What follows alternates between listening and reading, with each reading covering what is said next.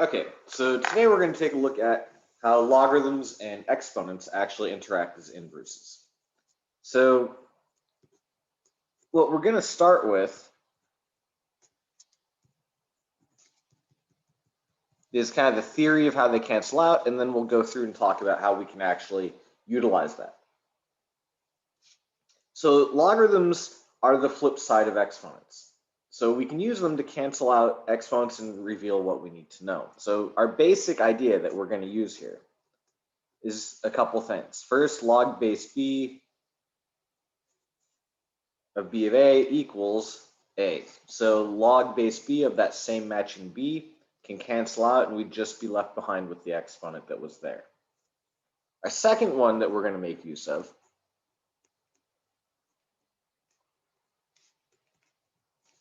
is this. If we have a number raised to a log of that matching base of a, then it would just be a. So this is our basic goal that we're going to use to cancel out things. So we're going to break this up into 5 parts. Each part will have a couple examples as we look at different ways that we can apply this information. So let's look at part 1. So let's say that we'll start with exponents. We have 2 to the x plus 1 equals 32 to the 2x minus 4.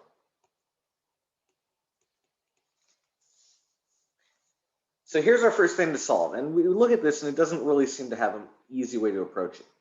Our first thing that we can do when trying to solve something that has variables in the exponents is try to match the bases. So we're going to look for a way that we can rewrite these two bases in terms of the same number. 2 is already really simplified, can't do anything with it. But 32 we could rewrite as 2 to the 5th.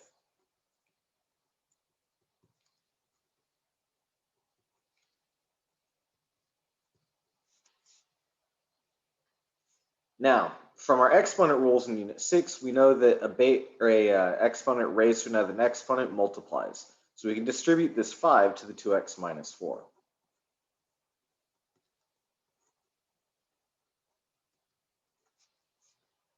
Now it's the same base. What we're technically going to do is we're going to take a logarithm of each side. So we're going to take a log that matches that number. So I'm going to take log base 2 of each side of these. So log base 2 of 2 to the x plus 1 equals log base 2 of 2 to the 10x minus 20.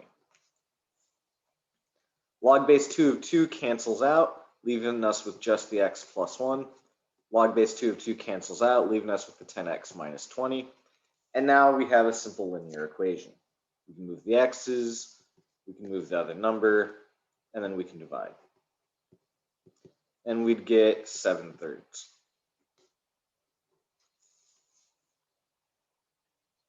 So let's take a look at a couple more ones like this. So second example, 5 to the x plus 4 equals 25 to the x minus 6. It's the same kind of thing. Our easiest methodology for solving this is if we can somehow equivalent the two bases. 5 is again a prime number, can't really do much with it. But 25 we can rewrite as 5 squared. Again, power raised to a power will distribute and multiply. So that's 5 to the x plus 4 equals 5 to the 2x minus 12. And now we can use a logarithm to cancel these out. So I'll use log base 5 and always match it.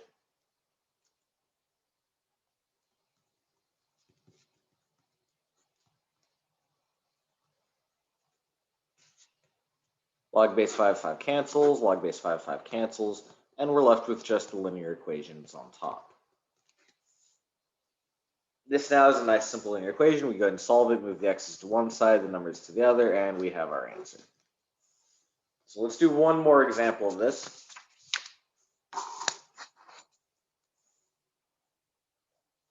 And we'll move on to our second kind of type. So 3 to the 3x minus 7 equals 81 to the 12 minus 3x. Similar kind of problem, we're going to approach it the same way. We need to make the two bases the same. Can't do anything with the 3. 81 is 3 to the 4th. So that's 12 minus 3x. Power to a power distributes. So we have 3 to our 3x minus 7 equals 3 to our 48 minus 12x. Same base on each side, which means we can use a logarithm to cancel it. I'll use log base 3 to match.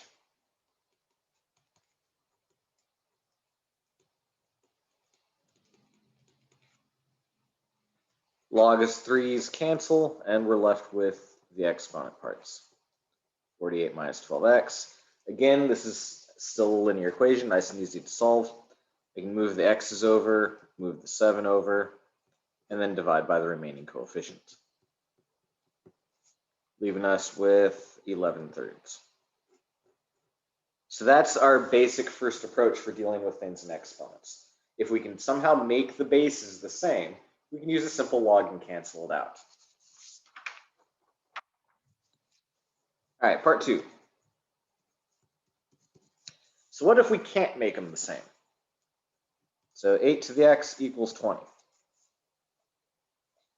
All right, there's no way I can get these to match up. 8 would be 2 cubed, 20 would be 2 squared 5, it's just no go.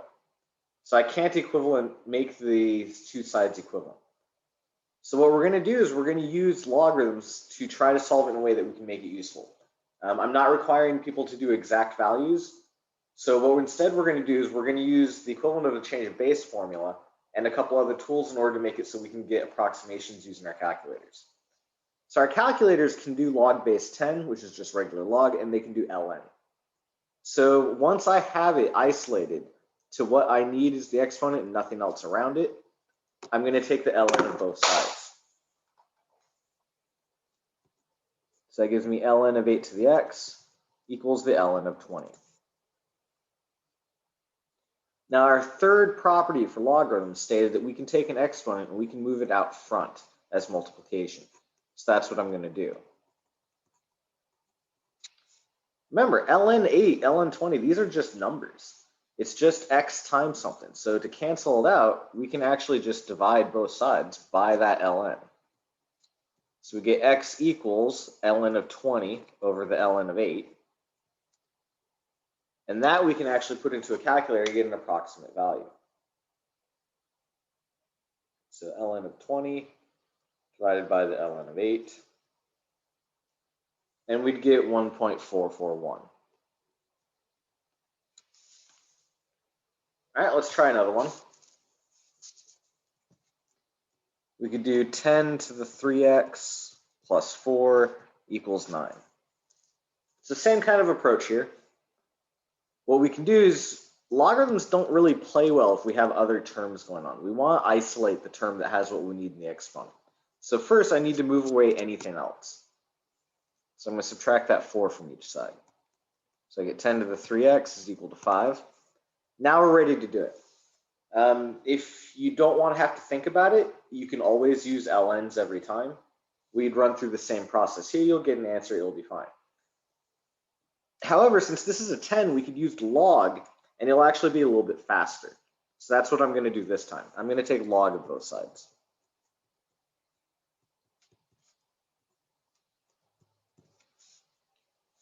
Log base 10 of 10 cancels, leaving me with 3x equals log 5.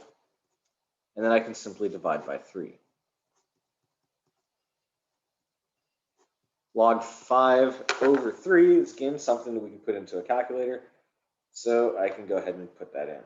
So log of 5 divided by 3 is about 0.233.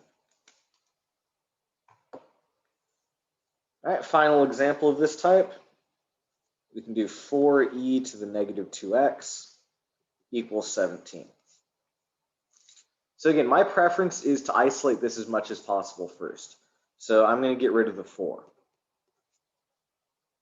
Gives me e to the negative 2x equals 17/4. And now I can take ln of both sides. So I have ln of e to the negative 2x equals ln of 17/4. ln and e cancel, leaving us with negative 2x equals the ln of 17/4. And now we can just divide by negative 2. Giving x equals, and again, ln's we can put right into the calculator. So we have the ln of 17/4 divided by -2 gives me an approximate value of -0.723. So that's our second method. If we can't equate the base numbers at all, and we need to get into the exponent, then we're going to take an ln or a log of both sides, and then use logarithm properties to move the exponents down and out, and then solve for them. All right, so how about if we're starting with some basic logarithms? So part 3. So log base 5 of 5x plus 9 equals log base 5 of 6x. So now we're actually going to learn something new. So starting way back when in like pre-algebra or 8th grade math, whenever you took it, you would have had adding, subtracting to both sides, multiplying, dividing both sides. Later on, we add things like squaring both sides or raising both sides to some power. Reciprocating both sides is a legal move. We've obviously taken logarithms of both sides. And now we're going to get a new one called exponentiation. With exponentiation, what we can do is we can make each side a power of a number that we choose. So if we have a log with the same base on each side, I can actually make this whole thing a power on a number and this whole thing a power on a number. And I'm going to choose the number to match the base so that everything cancels out. So I'm going to say our entire left-hand side is the power of 5, and our entire right-hand side is the power of 5. So this is again using that inverse process. 5 log 5 cancels, leaving us with 5x plus 9. 5 log 5 cancels, leaving us with 6x. This is now a linear equation. I can subtract 5x from each side and get x equals 9. Now we do need to be more careful here. Because of the domain of logarithms, we can't take the logarithm of a negative. So when we go back, you have to make sure that this is not going to yield a negative inside any of the logarithms. If it does, this solution is invalid. It's an extraneous solution. All right, let's look at one more of these easy cases, and then we'll talk about stuff a little bit harder. All right, so ln of 4x minus 7 equals ln of x plus 11. So same kind of thing. Remember that ln is log base e. So I'm going to exponentiate both sides again, but this time I'm going to use e to do it. So e to the ln of 4x minus 7 equals e to the ln of x plus 11. E to the ln cancels, e to the ln cancels, and we end up with 4x minus 7 equals x plus 11. So again, our goal is to get rid of all the weird things that are making it harder to solve. Gives us 3x equals 18, x equals 6. We do a quick check. That would not make any of them negative. All right, we're good to go. So now let's take a look at when things are a little bit trickier. So I'm going to do a real easy example first, and then a little bit tougher example. So what if we don't have a nice, pretty logarithm on each side? What if we have other things? So part 4. So let's say we'll start with a nice simple example. We have log base 4 of x equals -1. So now we're not going to be able to just cancel everything out. We only have one log. This is a relatively simple problem, but it presents something kind of new for us. So we're going to look at this as an example. So again, we want it all isolated. We have a single logarithm. That means we can now get rid of it. We have all of our numbers on the other side. So what I'm going to do is I'm going to exponentiate both sides using that matching logarithm, just like we did in the previous examples. So that gives me 4 raised to the log base 4 of x equals 4 to the -1. 4 log base 4 cancel. It gives me x equals 4 to the -1. And then this we can simplify to just 1/4. Again, quick check, plug it in. Wouldn't be a negative. Okay, we're good. So this is kind of our end game. We want to make it so we have a single logarithm, a single number, and then we can try to cancel things out. So let's look at what it would be if we have a more prolonged process then. So let's say we're doing log of x plus 3 equals 1 minus log of x. Okay, so this is a little bit tougher. We've got logs on both sides. We have regular numbers. If we exponentiate right now, it'll just become a big mess. So we want to get all of our logs to one side, all of our numbers to the other first. So I'm going to add log of x to both sides. So that gives me log of x plus 3 plus log of x equals 1. Okay, this is looking better. So now we have all the logs on the left, all the numbers on the right. Again, we don't want to have it multiple terms. We need this as a single logarithm as much as possible. So now I'm going to use the logarithm properties to combine these. Our first logarithm property stated that if we were adding logarithms with the same base, we could combine it and have the insides multiply. So that would be log of x squared plus 3x equals 1. And to get this, all I did is I multiplied x times x plus 3, just basic distributing. Now it's a single logarithm to a number. We can use exponentiation just like we did here. Log with no number attached is log base 10. So I'm going to say 10 raised to each side.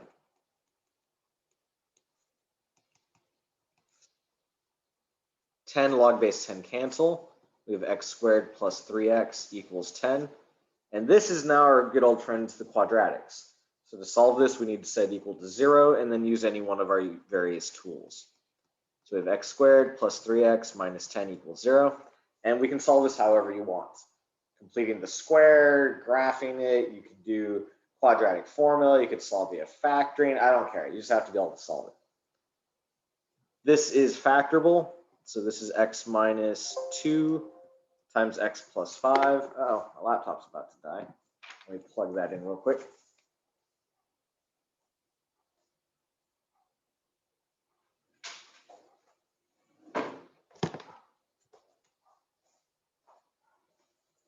There we go. Sorry. Oh yeah, factoring. So x minus 2 times x plus 5 equals 0. That yields us x equals 2 or x equals negative 5. But we do have to double check. So if we go back up and we tried using negative 5, we'd be taking the log of a negative and it would not work. So our solution is x equals 2. All right, almost done. Two things left we're going to look at. So logarithms have a whole bunch of applications. Some of the standard ways that we use logarithms involve, we could use logarithms to find out how long investments take to mature. If we're trying to find the time involved, we can use logarithms to determine how long things take to cool down or heat up. We can use logarithms to determine sound intensity. We can use logarithms to determine earthquake strength and comparisons of other scales. So there's a lot of ways we can use it, but we're going to look at two main examples here. So first is we're going to go way back to our unit 6 talk about interest. So part 5.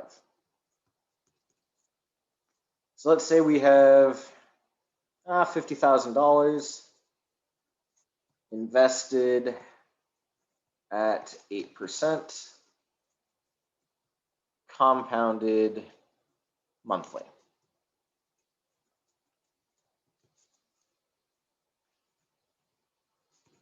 How long until the account is worth, let's say, $1 million?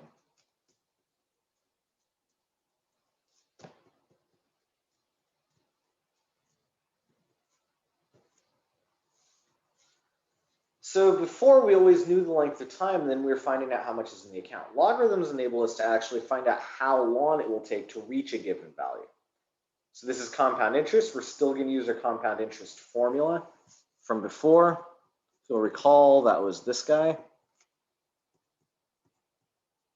We talked a whole bunch about this last unit. So now we're going to actually plug in all this information. The difference is now we know what A is. We're looking to try to make it $1 million. Equals our principal, which is our initial investment of 50,000, times 1 plus our interest rate of 0.08 as a decimal. We are compounding monthly, and we don't know for how long. All right, so the key that we're going to have to use a logarithm is if what we want, the variable we're searching for, is in an exponent. That means we need to use a logarithm to get it out. So we're still going to approach this kind of the same way we did the other things. I want any other numbers away as much as possible, so I'm going to divide both sides by 50,000.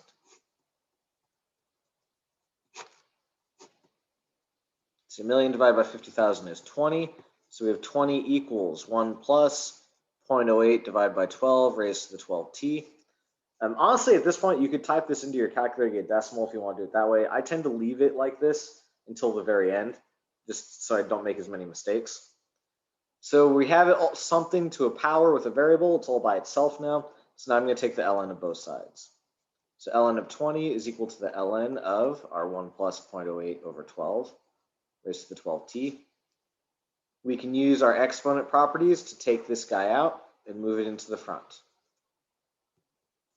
So that's ln of 20 is equal to 12t ln of 1 plus 0.08 over 12. And we're basically almost done. Even though it looks intimidating, 12 is just a number. Ln of all this junk is just a number. So to solve for t, we just need to divide by those numbers. So I'm going to divide by both sides by 12 ln of 1 plus 0.08 over 12. 12 ln 1 plus 0.08 over 12. That cancels out, leaving us with just the t. And then this we can put into our calculator and actually find out how long it would take to mature. So that gives us ln of 20 divided by, and remember, if you're putting all these into a calculator, put parentheses around the denominator. You don't always need it. If you have multiple things down there, it'll help you since your calculators typically follow order of operations. 1 plus 0.08 divided by 12. And we get, it would take around 37.6 years for that investment to actually be worth $1 million. All right, last example. We'll see if I can remember this off the top of my head. So let's talk about objects that are heating up and cooling down. Newton's law of cooling. So Newton's law of cooling relates how fast objects heat up and cool down when they're placed in an environment of a different temperature.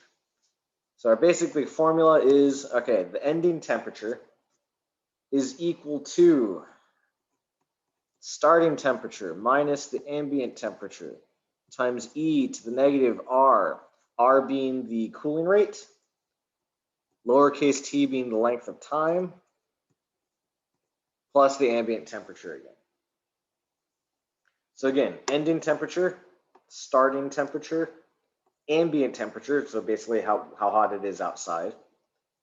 R is a cooling rate, T is the length of time, and there's our ambient temperature again. So let's say car overheats while we're driving it, and we know it overheats at 280 degrees Fahrenheit. We know it's 80 degrees outside. Let's see, we know the car will restart at 230 degrees once it's cooled off that much. And we know the cooling rate of our particular engine is, let's say, R equals 0.0048.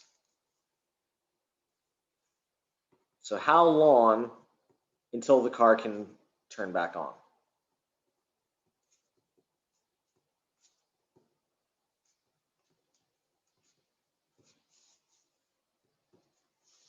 All right, so what we're going to do is we're going to match all this information to Newton's law of cooling. So we know the car will restart once it hits 230. So that's our ending temperature that we're looking for. So we have 230 equals. Starting temperature, well, when the car overheats, that's 280 degrees. Ambient temperature, how hot it is just outside, is 80. We have E, which is just our number E. To the negative, our cooling rate is 0.0048. And we don't know how long it's going to take, so it's just lowercase t. Plus, again, our ambient temperature. All right, so we plugged in all our information. Now we need to solve for t. The variable we want to solve in is up in an exponent. That means that we're going to have to use a natural log or a logarithm to get to it. So I don't want any other thing else around it to mess it up. So I'm going to try to isolate that as much as possible. I'll subtract the 80 and I'll simplify this part first. So that takes us to 150 equals 200 e to the negative 0.0048t. All right, that looks better. I don't want other numbers, so let's get rid of the 200 as well. So now we have 0.75 equals e to the negative 0.0048t. Okay, so now we've got it down to a single term with the thing we need in the exponent. Now we can take an ln of both sides. So ln of 0.75 equals the ln of e to the negative 0.0048t. ln and e cancel. So we have negative 0.0048t equals the ln of 0.75. And now I can just divide by that coefficient and we'll find out how long it takes. I should say that the cooling rate there should also include what kind of information on how fast or what unit of measurement everything's going to be measured in. I didn't state it here. This would be in minutes. So t equals our ln of 0.75 divided by negative 0.0048. Plug that into our calculator, and it should be around an hour. So let's see. ln 0.75 divided by negative 0.0048, and we get 59.9 minutes. All right, so that brings us kind of to a close on this particular unit. Next time, we're going to be looking at graphing.